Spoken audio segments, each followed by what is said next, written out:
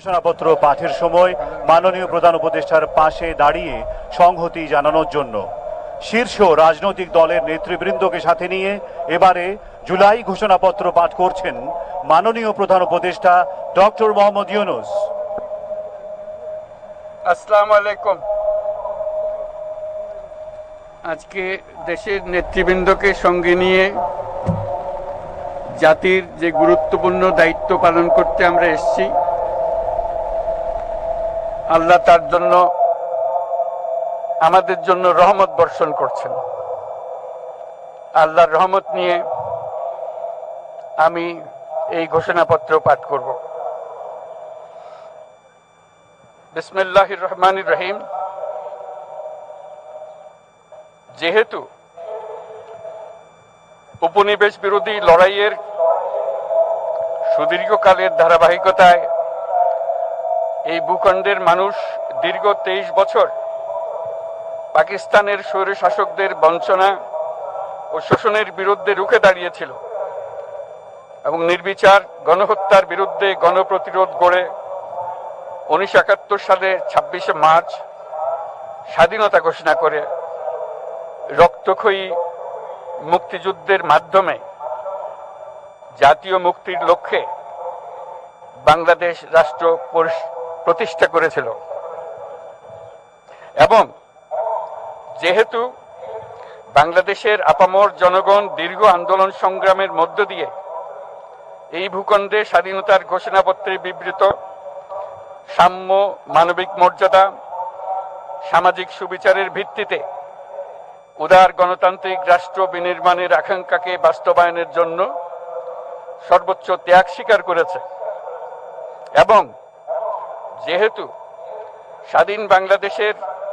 1972 সালের সংবিধান প্রণয়ন পদ্ধতি এর কাঠামোগত দুর্বলতা ও অপপ্রয়োগের ফলে স্বাধীনতা পরবর্তী আওয়ামী লীগ সরকার মুক্তিযুদ্ধের জন আকাঙ্ক্ষা পূরণে ব্যর্থ হয়েছিল এবং গণতন্ত্র ও রাষ্ট্রীয় প্রতিষ্ঠানগুলোর কার্যকারিতা ক্ষুণ্ণ করেছিল, এবং যেহেতু স্বাধীনতা পরবর্তী আওয়ামী লীগ সরকার স্বাধীনতার মূল মন্ত্র গণতান্ত্রিক শাসন ব্যবস্থার বিপরীতে বাকশাল নামে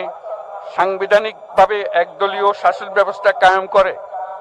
এবং মত প্রকাশ ও বিচার বিভাগের স্বাধীনতা হরণ করে, যার প্রতিক্রিয়ায় 1975 সালের 7ই নভেম্বর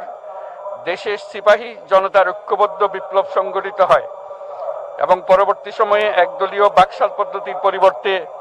বহুদলীয় গণতন্ত্র, মত প্রকাশ ও বিচার বিভাগের স্বাধীনতা পুনঃপ্রবর্তনের পথ সুগম হয়। এবং যেহেতু 80-র দশকে সামরিক স্বৈরশাসনের বিরুদ্ধে দীর্ঘ 9 বছর ছাত্র জনতার অবিরাম সংগ্রামের মধ্য দিয়ে 1990 সালে গণ অভ্যুত্থান সংগঠিত হয় এবং 91 সনে পুনরায় সংসদীয় গণতান্ত্রিক শাসন ব্যবস্থার প্রবর্তন করা হয়, এবং যেহেতু দেশি বিদেশি চক্রান্তে সরকার পরিবর্তনের গণতান্ত্রিক প্রক্রিয়া ব্যাহত হওয়ায় 1/11-র মতো ষড়যন্ত্রমূলক ব্যবস্থার মাধ্যমে বাংলাদেশে শেখ হাসিনার একচ্ছত্র ক্ষমতা, আধিপত্য এবং ফেসিবাদের পথ সুগম করা হয়। যেহেতু দীর্ঘ 16 বছরের ফেসিবাদী অগণতান্ত্রিক গণবিরোধী শাসন ব্যবস্থা কায়েমের লক্ষ্যে এবং একদলীয় রাষ্ট্র ব্যবস্থা প্রতিষ্ঠার অতি উগ্র বাসনা চরিতার্থ করার অভিপ্রায়ে সংবিধানে অবৈধ অগণতান্ত্রিক পরিবর্তন করা হয়, যার ফলে একদলীয় একচ্ছত্র ক্ষমতা ও আধিপত্য প্রতিষ্ঠার পথ সুগম হয়। এবং যেহেতু শেখ হাসিনার আওয়ামী লীগ সরকারের দুঃশাসন, গুম খুন,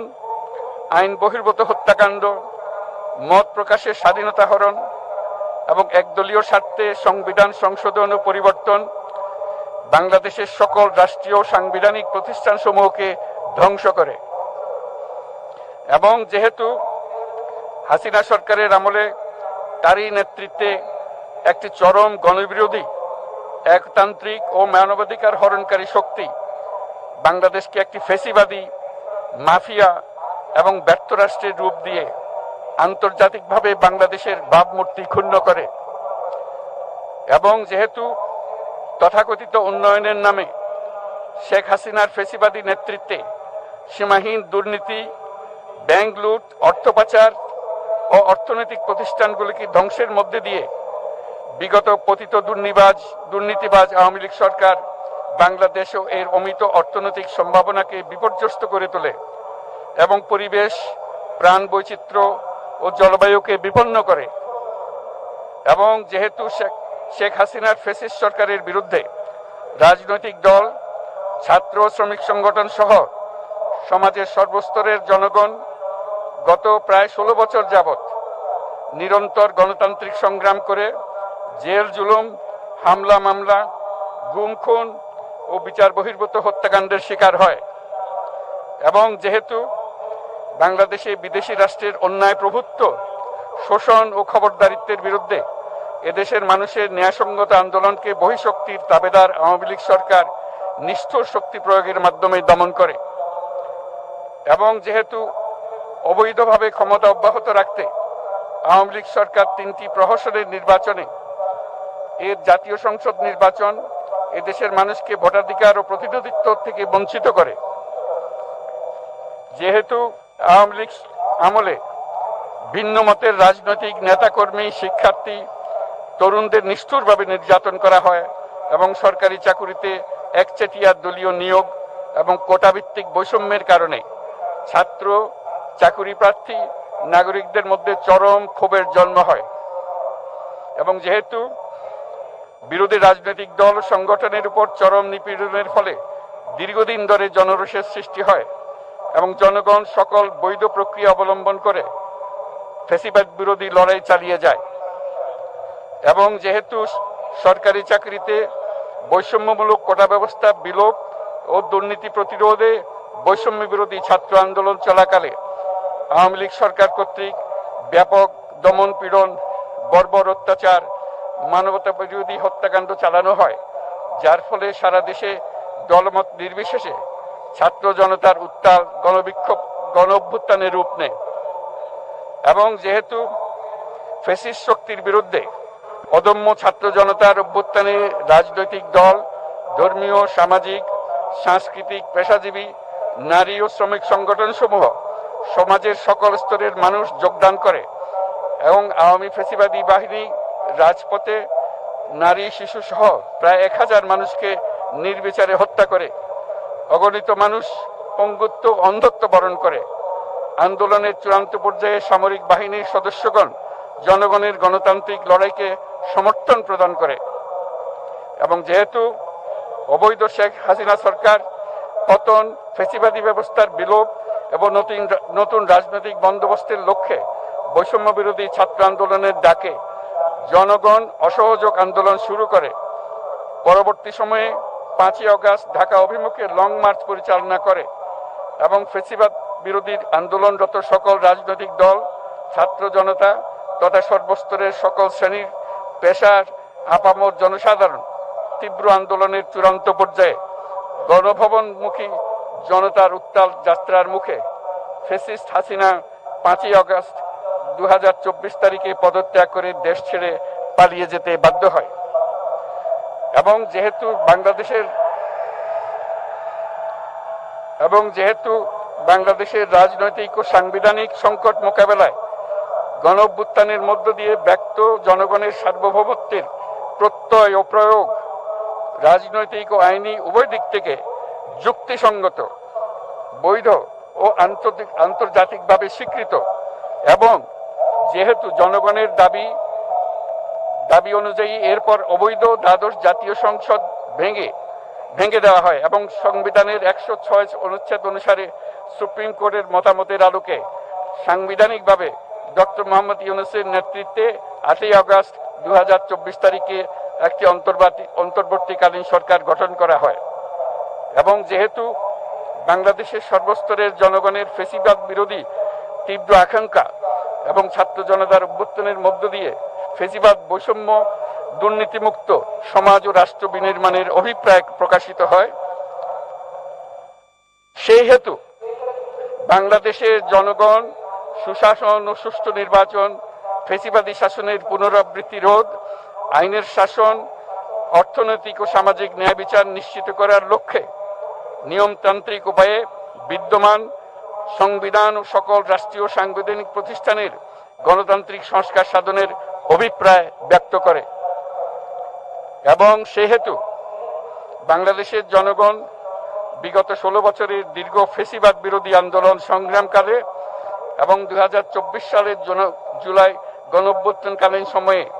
ফ্যাসিস্ট আওয়ামী লীগ সরকার কর্তৃক সংগঠিত গুম খুন, হত্যা, গণহত্যা, মানবাধিকার বিরোধী অপরাধ ও সকল ধরনের নির্যাতন, নিপীড়ন ও রাষ্ট্রীয় সম্পত্তি লুণ্ঠনের অপরাধ সমূহের দ্রুত উপযুক্ত বিচারের দৃঢ় অভিপ্রায় ব্যক্ত করছে। সেহেতু বাংলাদেশের জনগণ জুলাই জনগণের সকল শহীদদের জাতীয় বীর হিসেবে ঘোষণা করে শহীদদের পরিবার, আহত যোদ্ধা এবং আন্দোলনকারী ছাত্র জনতাকে প্রয়োজনীয় সকল আইনি সুরক্ষা দেওয়ার অভিপ্রায় ব্যক্ত করেছে এবং সেহেতু বাংলাদেশের জনগণ যুক্তিসঙ্গত সময়ে আয়োজিতব্য অবাধ ও সুষ্ঠু ও নিরপেক্ষ একটি নির্বাচনের মাধ্যমে গঠিত জাতীয় সংসদে প্রতিশ্রুত প্রয়োজনীয় সাংবিধানিক সংস্কারের মাধ্যমে দেশের মানুষের প্রত্যাশা, বিশেষত তরুণ প্রজন্মের আকাঙ্ক্ষা অনুযায়ী আইনের শাসন ও মানবাধিকার, দুর্নীতি, শোষণমুক্ত, বৈষম্যহীন ও মূল্যবোধ সম্পন্ন সমাজ এবং গণতান্ত্রিক রাষ্ট্র ব্যবস্থা প্রতিষ্ঠার অভিপ্রায় ব্যক্ত করেছে এবং সেহেতু বাংলাদেশের জনগণ এই প্রত্যাশা ব্যক্ত করছে যে একটি পরিবেশ ও জলবায়ু সহিষ্ণু, অন্তর্ভুক্তিমূলক, টেকসই উন্নয়ন কৌশলের মাধ্যমে বর্তমান ও ভবিষ্যৎ প্রজন্মের অধিকার সংরক্ষিত হবে এবং সেহেতু বাংলাদেশের জনগণ এই অভিপ্রায় ব্যক্ত করছে যে ছাত্র গণঅভ্যুত্থানের 2024-এর উপযুক্ত রাষ্ট্রীয় সাংবিধানিক স্বীকৃতি প্রদান করা হবে এবং পরবর্তী নির্বাচনে নির্বাচিত সরকারের সংস্কারকৃত সংবিধানের তফসিলে এই ঘোষণাপত্র সন্নিবেশিত করা হবে এবং 5ই আগস্ট 2024 সালে গণঅভ্যুত্থানে বিজয়ী বাংলাদেশের জনগণের আকাঙ্ক্ষার প্রতিফলন হিসেবে এই ঘোষণা প্রণয়ন করা হলো। জাতির সার্বিক মঙ্গল কামনা করে আমি জুলাই ঘোষণাপত্র আপনাদের সবার সামনে উত্থাপন করলাম। আল্লাহ সকলের জন্য মঙ্গল দান করুন, জাতির জন্য মঙ্গল নিয়ে আসুক। সবাইকে ধন্যবাদ। আল্লাহ হাফেজ।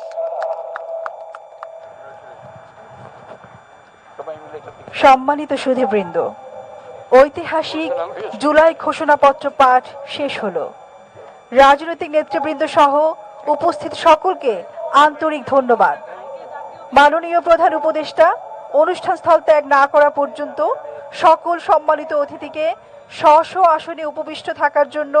সবিনয় অনুরোধ জানাচ্ছি। সুধীমণ্ডলী, এবারে আমরা পুনরায় ফিরে যাচ্ছি